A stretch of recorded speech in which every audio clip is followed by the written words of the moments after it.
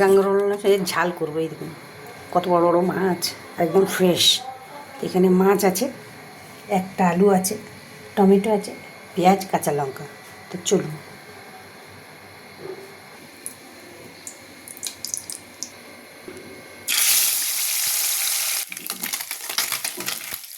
কালো জিরে, পেঁয়াজ আর লঙ্কা, আলু, স্বাদ মতো নুন, হলুদ আর লঙ্কার গুঁড়ো, দুটো টমেটো দিয়ে দেবো, 1 চামচ সর্ষে। এই সর্ষে বাটা ভালো লাগে এই মাছটায়, অল্প একটু দিয়েছি, মানে 1 চামচ।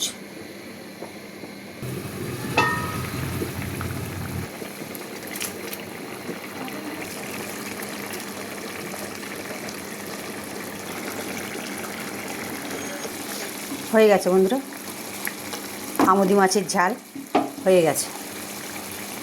বন্ধুরা মাছের ঝাল। তা তোমাদের ভিডিওটা কেমন লাগলো? যদি ভালো লেগে থাকে বন্ধুদের সঙ্গে শেয়ার করবেন আর আমার পাশে থাকবেন। ধন্যবাদ।